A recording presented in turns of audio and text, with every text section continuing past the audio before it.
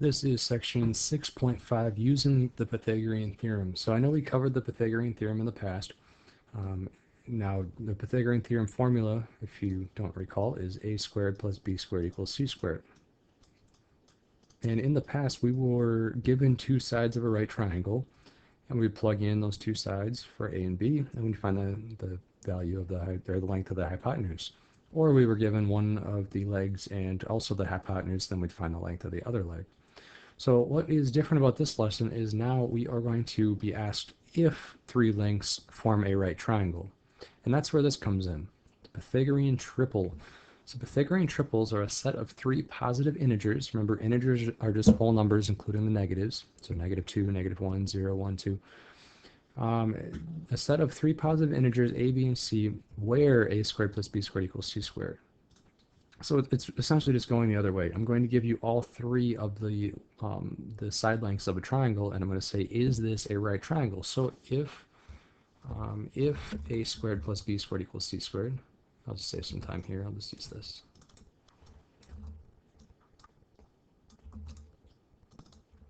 Oh, those are all separate. Boy. If a squared plus b squared equals c squared, then there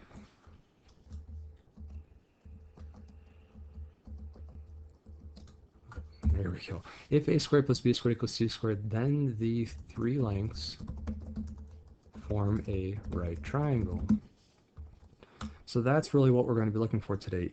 Do those three lengths satisfy the Pythagorean theorem? If they do, then they form a right triangle. Okay? So it's just going the opposite way instead of trying to plug in some numbers and solve for the third leg. Or the third side, I should say. All right. So here we go, example number 1. Can these three line segments with lengths 9, 40, and 41 form a right triangle? So again, are they going to form a Pythagorean triple? Do they satisfy the Pythagorean theorem equation? So we'd start with the Pythagorean theorem, a squared plus b squared equals c squared. Now remember, c is always the hypotenuse. C is the hypotenuse.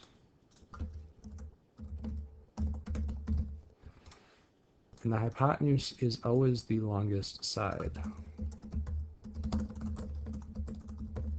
So which one of the three is longest? That has to go in for c. So automatically this guy has to be c, since it's the largest of the three lengths.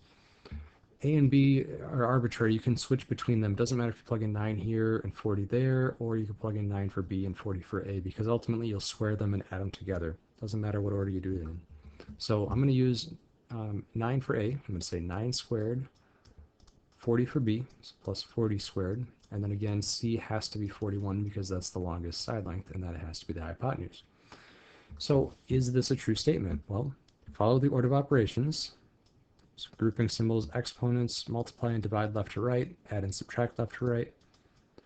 Follow the order of operations.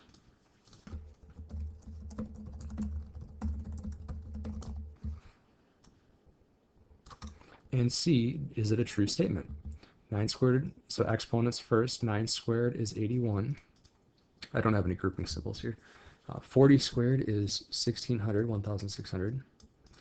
And 41 squared, I don't know that one off the top of my head. 41 squared is 1681. 1681.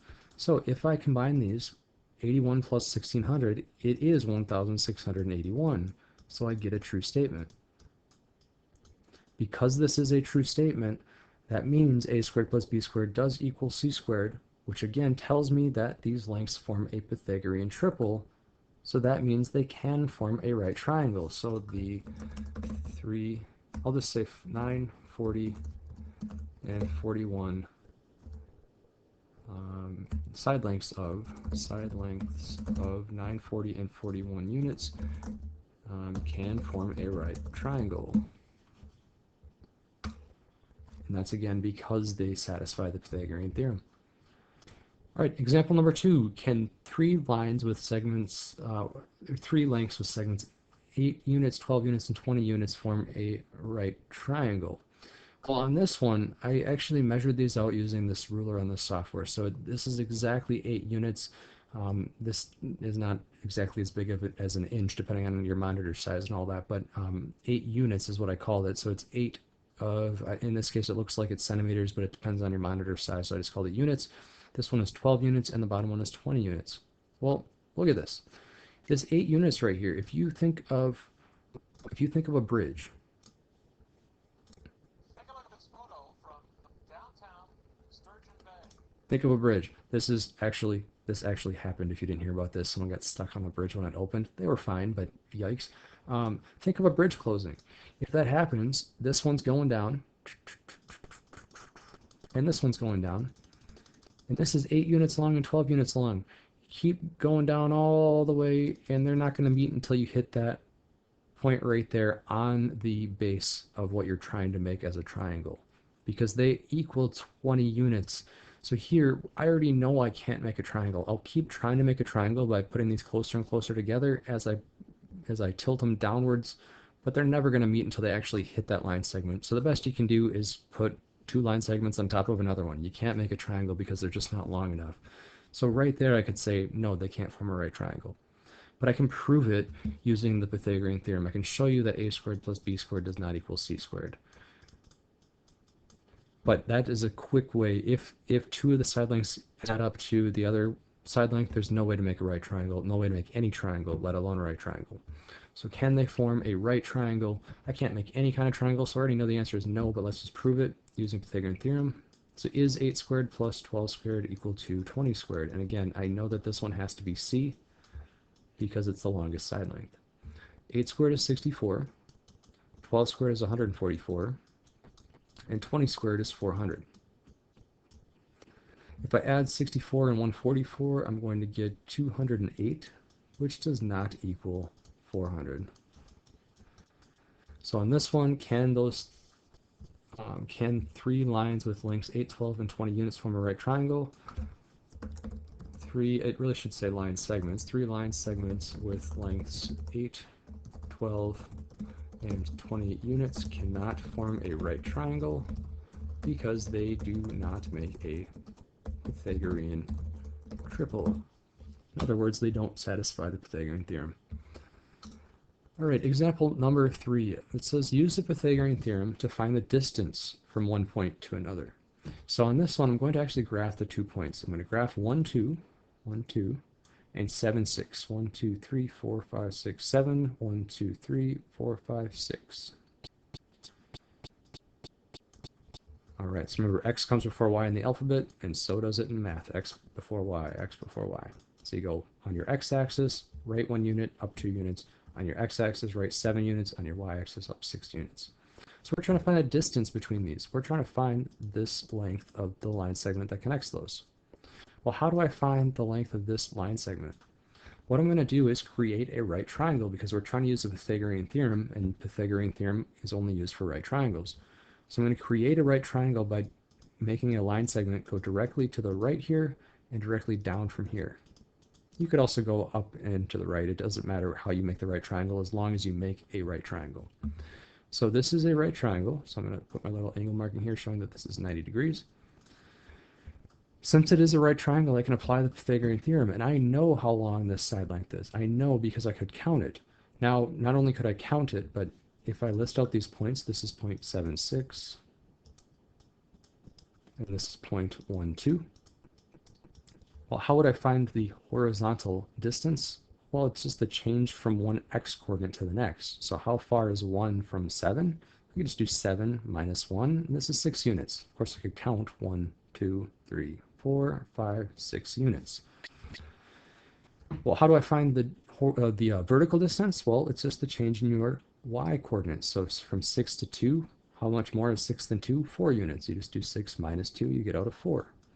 So now what I have here is a right triangle. So if I just get rid of this grid in the background, you just have a right triangle, just like the previous example. Oh, I thought I had one with an actual right triangle on it. I guess not. This is what you did in the past, though. So now you're just trying to find the hypotenuse, which has to be c. So I use a squared plus b squared equals c squared. So a squared plus b squared equals c squared. So here I'm going to plug in 4 for a, 6 for b, and I don't know c. 4 squared is 16, 6 squared is 36, and again, I don't know C. 36 plus 16, that's going to be 46, 52. And then I need to take the square root of both sides to undo the square. Now, on this one, the square root of 52, this is something that we learned in the past to simplify. So if I want to simplify the square root of 52, I'm just going to put a little note here. I'm going to make a factor tree with 52. 52 is 2 times 26. 26 is 2 times 13. And right there, 2 times 2 times 13. 2 times 2 is 2 squared. I've got a perfect square hiding inside of 52. So the square root of 52 is the square root of 2 squared times 13. So that is the square root of 2 squared times the square root of 13. So it is 2, because the square root and square cancel out, it is 2 square root 13. And we're talking in units here. There are no given units, so I'm going to say units because we're finding a distance. Now, if you are totally lost on this last part, what we talked about in the previous lesson, you're totally lost on this, what I want you to focus on in this lesson is the Pythagorean theorem and the Pythagorean triples. So on this lesson, if you cannot do this, I will allow you to plug this into a calculator, the square root of 52. Square root of 52, where's my square root button here? I'm not sure, I'm just going to use this. And you can tell me that it is about 7.2. You can round to the nearest tenth, 7.2 units. If you do that, I am going to take off 2 points on the overall assignment. If you can show me the correct exact answer, I will not take off any points. This is ultimately what I am looking for. All right, moving on to the next one here, example number 4. Let's just see here. We've got two more to go after this one. So example number 4, it says, use the Pythagorean theorem to find the distance from the point 42 to 59.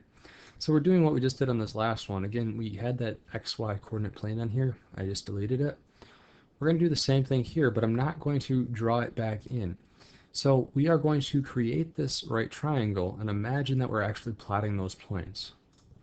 So imagine you're plotting the points 4, 2. So if you had the X and Y axis, you go right 4 units, up 2 units, and you put that point right there. So I'm just going to say, imagine that you're doing that. Put the point 4, 2 right here. And then to graph 5, 9,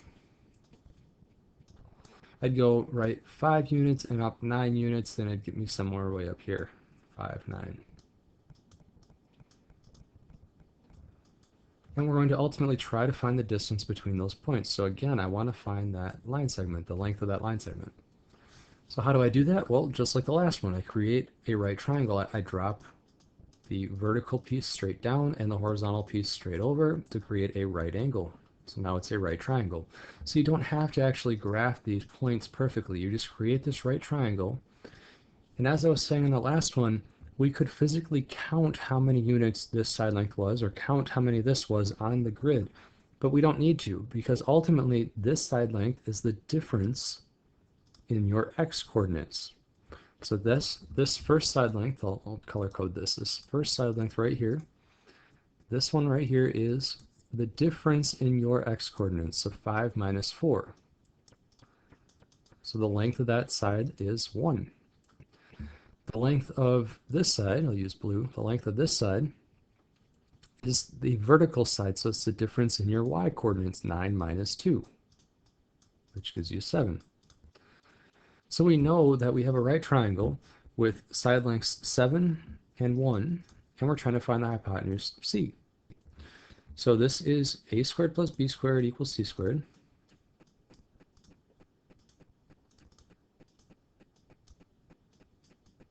I plug in one of my side lengths for a, one of the side lengths for b, and my hypotenuse stays c.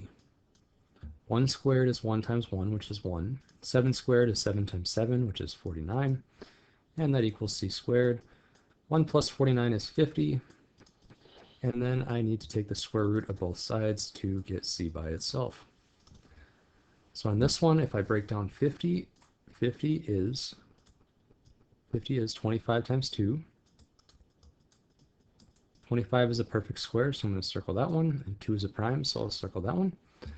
So I have the square root of 25 times 2 equals the square root and square cancel, so I'm left with just c.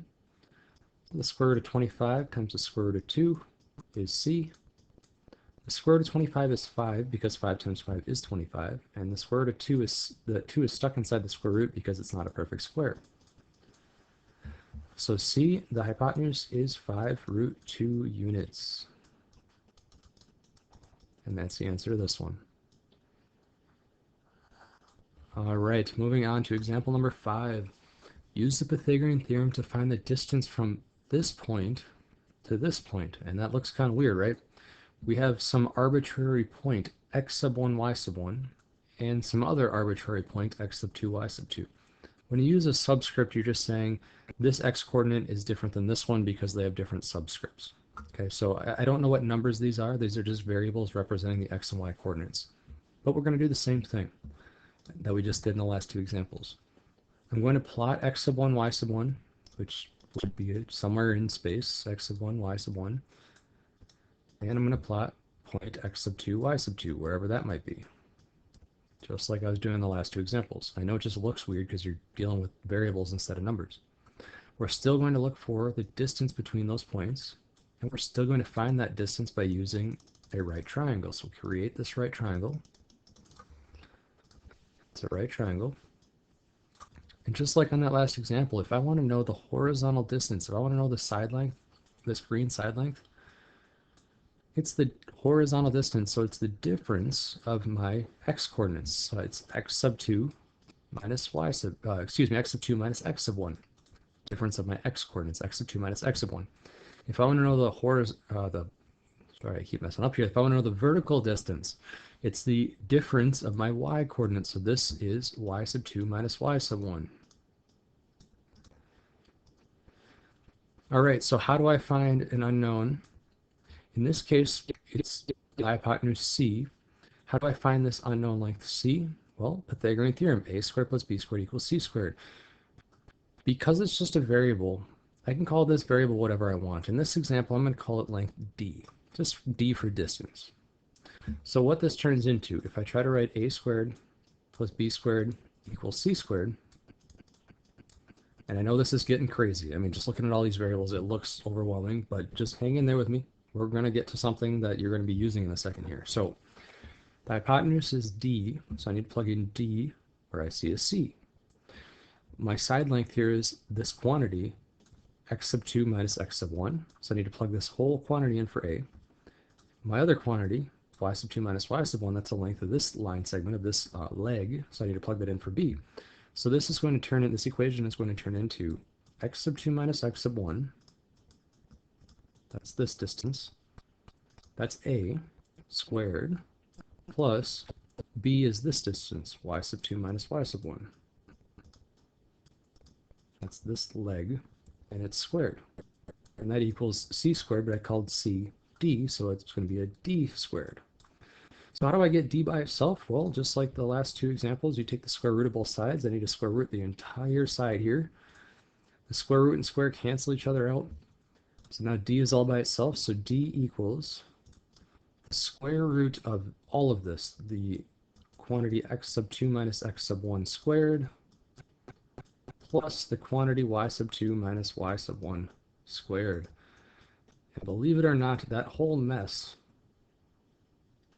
is the length of that line segment, and this actually has a name. This equation has a name. This is called the distance formula. Here we go, the distance formula. So the distance formula, if you look up the distance formula, you're going to see this equation. And that's where it comes from, using the Pythagorean theorem with just using variables instead of using actual numbers for your points. You derive the distance formula. So we're going to use this.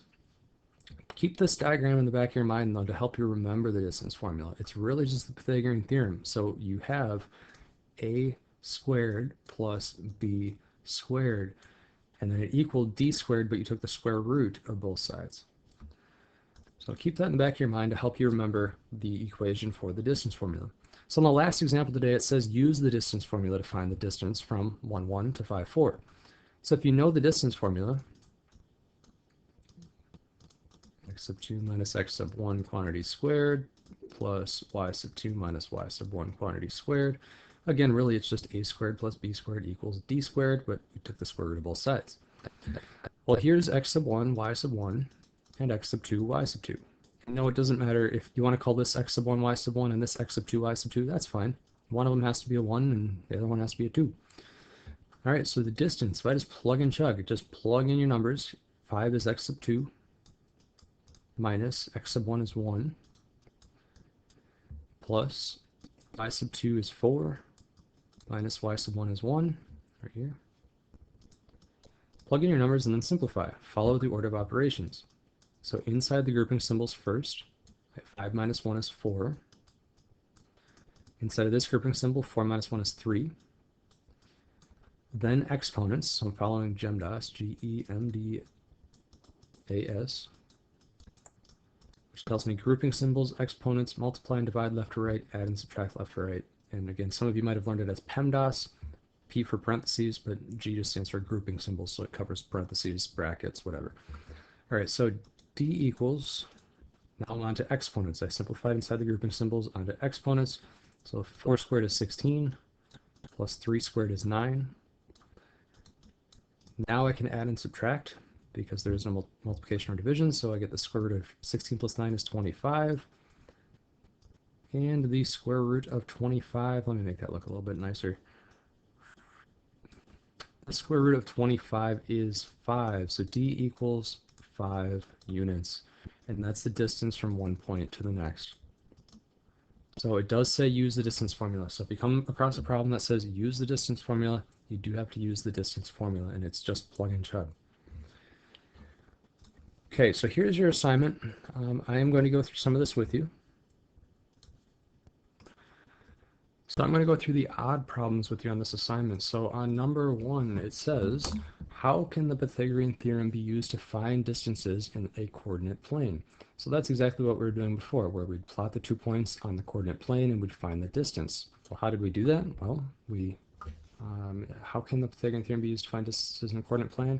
You first plot the 2 points, connect them with a line segment, and then create a right triangle by drawing a vertical and by drawing one vertical and one horizontal line segment that create, I already said create a right triangle. So you first plot the 2 points, connect them with a line segment, and then create a right triangle by drawing one vertical and one horizontal line segment. You can then apply the Pythagorean theorem to find the distance between the points. There we go. All right, number 3. Number 3 says find the perimeter of the figure. The perimeter is where you add up all the side lengths. So in order to do that, we need to know the hypotenuse length first. So how do I find the hypotenuse? Well, it's a right triangle, so just use Pythagorean theorem. So on number 3, doing the odds. The right triangle, I have a squared plus b squared equals c squared, my Pythagorean theorem equation. These must be a and b because the hypotenuse has to be c. So I have 6 squared plus 10 squared is c squared. 6 squared is 36. 10 squared is 100. 100 plus 36 is 136. To undo the square, I need to take the square root of both sides. In the directions here, it says round to the nearest tenth, and now I see it down here as well. So I apologize. On as many of these as I can see so far, it says round to the nearest tenth. If it does not say that, I'll let you know in a second. But yeah, you might just get away with rounding to the nearest tenth, and that way you don't have to simplify using the factor tree. I wish the authors would not have included this because you should know how to simplify this. But hey, it is what it is. So we're going to round to the nearest tenth, and you can get full credit. All right, so the square root of 136. Throw that in the calculator here. 136, take the square root of 136. It's about 11.7. The next digit is 5 or larger, so I need to round up the 6 to a 7, so 11.7. 11.7 is approximately what C equals. Approximately equal to, so use that curvy equal sign, approximately equal to symbol. Okay, so this one, that is not the answer. That is the length of the hypotenuse, but I need to find the perimeter, so I need to add that to my other two side lengths. So the perimeter, I'm going to use P for perimeter. Perimeter equals 11.7, the hypotenuse, plus the other two side lengths, 6 and 10. So I take my 11.7, and I add 6 plus 10 is 16, and get out 27.7. So the perimeter is approximately equal to 27.7. And we are dealing in meters here, so I need to include meters. There's my answer. Rounded to the nearest tenth, as it says to do the directions. All right, moving on. You have to do number 4. So on number 4 here, you have to find the perimeter. I can tell you that the first thing you're going to have to do is use this little right triangle and find the hypotenuse. The perimeter is not the sum of those 3 pieces with the triangle, though, because you're trying to find the perimeter of the parallelogram of this larger shape. So you find that hypotenuse, whatever that length is, you have 2 of them, and then since this is 11, 9 plus 2 is 11, the other side over here is 11, so you're going to have 11 plus your hypotenuse plus another one of those hypotenuse lengths. Okay? All right, moving on, number 7, find the distance. Okay, so in number 7,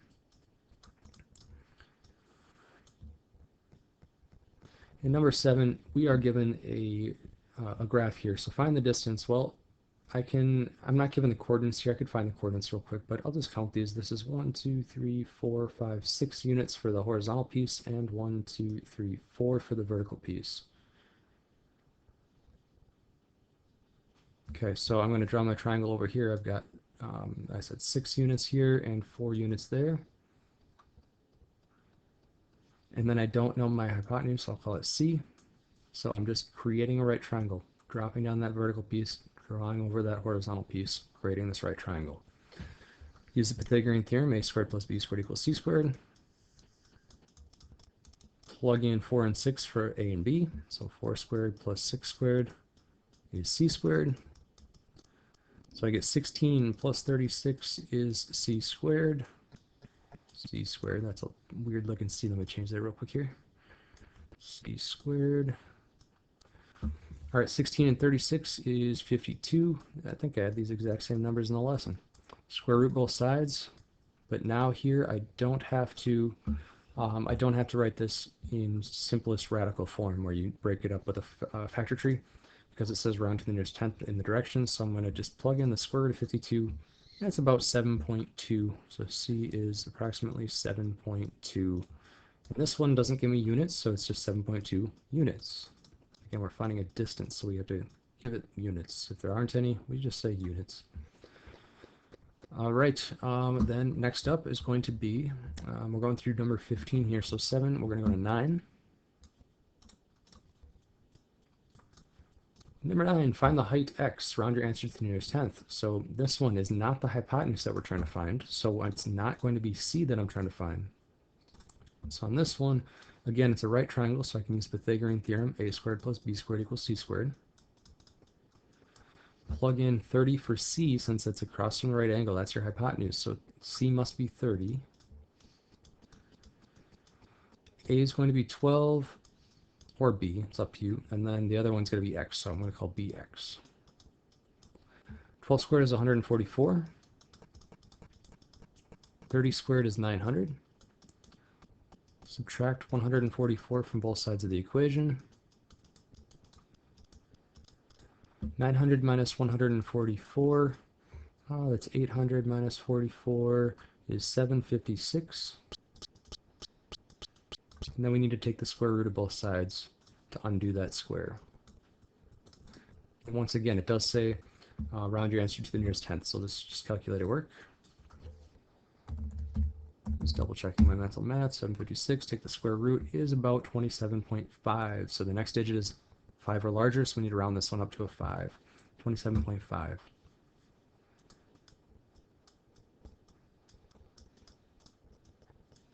And in this one, we're given feet, so this one is in feet. All right, there we go. Number 11, very similar. We are given the hypotenuse just like we were given the hypotenuse here, and 10 for you guys is going to be extremely similar as well. You're given the hypotenuse, so it's just like this. You're just plugging in different numbers. All right, so number 11, a squared plus b squared equals c squared. Because it's a right triangle, I can use the Pythagorean theorem. Plugging in this one, it looks like this is a 6.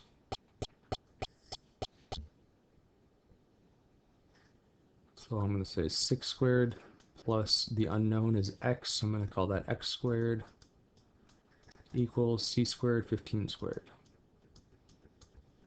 So I get 36 plus x squared is 15 squared, 225.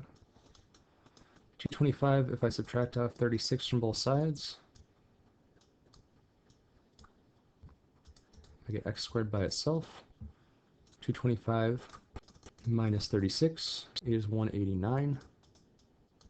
And to get that, to undo that square root, to undo the square, I square root both sides. So the square root of 189 is about 13.7. X is approximately 13.7. Now this question is kind of misleading. First of all, we're in meters, so I'll call this meters. It says in the directions, find the height x. Well, with their diagram, this is x. So if we're trying to just find x, this is my answer, and that's it. Now in the diagram, if they were to say find the height of the kite, then I would have to add on the 1.4 meters for the overall height of the kite. But it doesn't say that. It says find the height x. So I'm not even sure what the back of the book says on this one, but because of the directions, I'm telling you the correct answer is 13.7 meters, or approximately 13.7 meters. I'm not going to add in that 1.4 because it doesn't say find the height of the kite. It says find x. All right. Well, you could argue that its overall height is including the 1.4. So I really suppose it depends on how you argue it, but I honestly just see find x, so I'm just finding the measure of x, not the overall height of the kite. So I'm going to stop there. All right, moving on, let's go to the next one. We again had to go through 15, so 11, going to 13.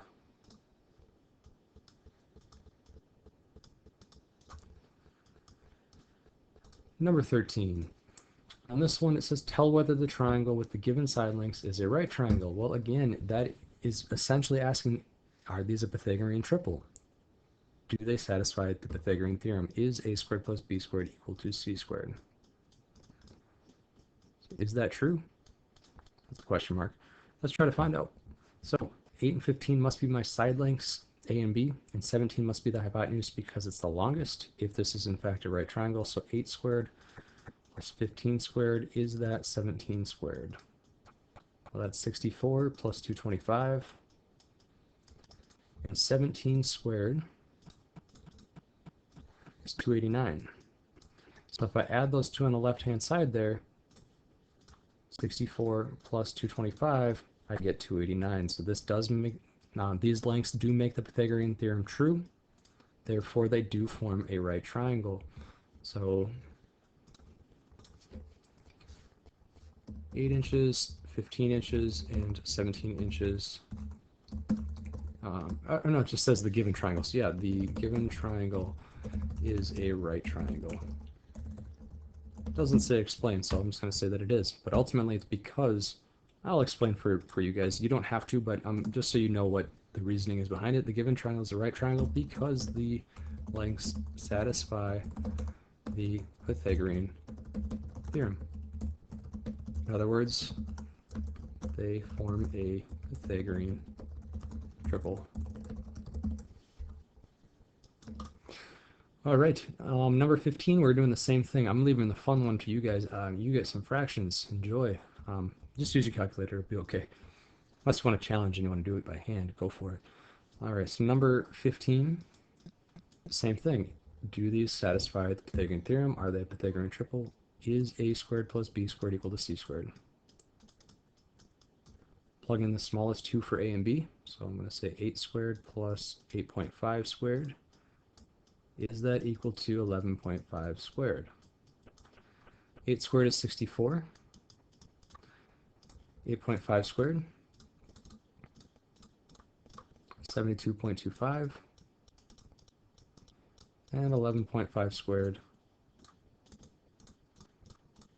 132.25. If I combine these two on the left here, 64 plus 72.25, I get 136.25. That is not equal to 132.25. Let me just double check my work here real quick. So we had 8 squared, 8.5 squared, 72.25 plus 64, 136.25, and that is not equal to 11.5 squared, which is 132.25. That is correct. So I'm going to say the given triangle is not a right triangle because the lengths are the three lengths do not satisfy the Pythagorean theorem. In other words, they are not a Pythagorean triple. There we go. Alright, so that was through 15. Then what else do we have to go on this assignment for the odds? 19 and 23 and 25. 19, 23, 25.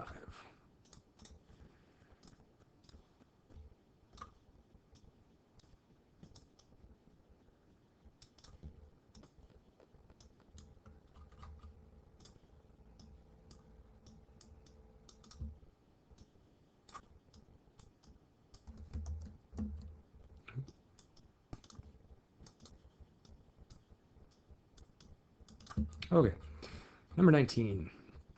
This one says, we're talking about these stairs over here. It says there are 12 steps in the staircase. Find the distance from point A to point B. Now, point A to point B is all 12 of those steps, and it says round your answer to the nearest tenth. Now, they give you one single stair here, so we're going to have to find that hypotenuse, this length for one little stair, and then multiply that by 12 to get the overall distance of all of those stairs. So we have 8, 10, and we're missing the hypotenuse. So we're going to use the Pythagorean theorem because it's a right triangle. So a squared plus b squared equals c squared. We'll do 8 squared plus 10 squared equals c squared. So that's 64 plus 100 is c squared. 164 equals c squared. Take the square root of both sides.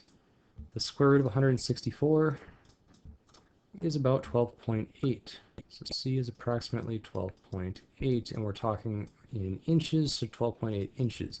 So now I'm going to leave this in my calculator, and there's 12 total steps, so I'm going to multiply by 12, and I'll get 153 point, I'm going to have to round this up because the next one is 5 or larger, so 153.7. So 153.7, the distance from point A to point B is about 153.7 inches. That's it. All right, 23, here we go. Well, I'm talking too much, I'm starting to lose my voice. 23, mean, median, and mode.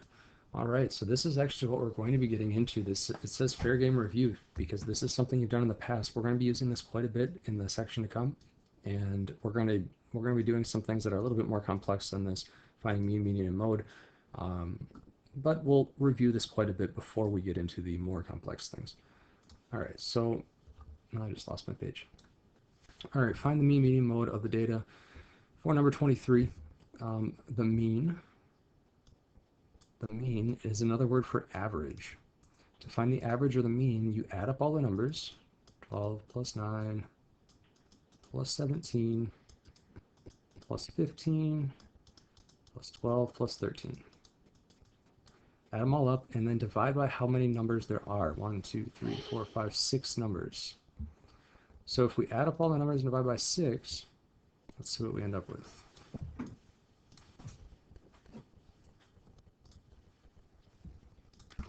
So 12 plus 9 plus 17 plus 15 plus 12 plus 13. I get 78 divided by 6. So So the mean, the average, is 13. The next one is the median. To find a median, you put your numbers from least to greatest. So let me just move this down a little bit here. So for the median,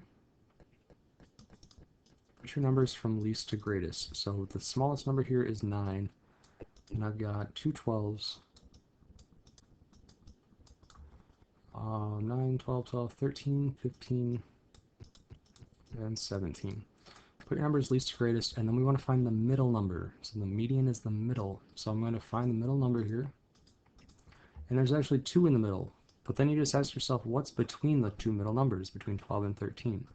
If you're not sure, you could add them together and divide by 2, essentially taking the average of the middle two numbers.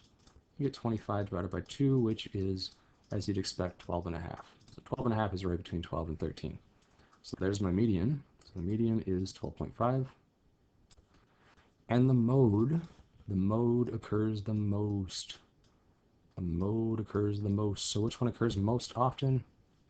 12, 9, 17, 15, 12, 13. There's two 12s, so 12 is the mode. If none of them occurred most often, you'd say there's no mode. If 2 of them occurred most often, you'd say they're both the modes. And it'd be bimodal. All right, 25, the last one I'm going to be doing with you guys today. 25 is 67, 59. I'm going to write these numbers down here. 67, 59, 34, 71, and 59. So to find my mean, my average, I add them all up and divide by 1, 2, 3, 4, 5. So I'm going to skip writing them down. I'm going to add them all up. 67 plus 59 plus 34 plus 71 plus 59. I get 290. And I divide by 1, 2, 3, 4, 5 because there are 5 numbers. 290 divided by 5 is 58. So my mean is 58. The median, the middle number when they're in numerical order. And this is actually what I use when I'm looking at your test or quiz scores. I put them from least to greatest and I look at the middle number, because that way a really large number, a really small number does not throw off the median, but it would throw off the mean. All right, so I'm going to order them least to greatest: 34, 59, 59, 59, 59, 67, and 71. I'm trying to find the middle number. So find the middle. This one has an exact middle, 59. That is your median. And for the last one, the mode, the one that occurs the most, is 59. And that's it. All right, let me know if you have any questions.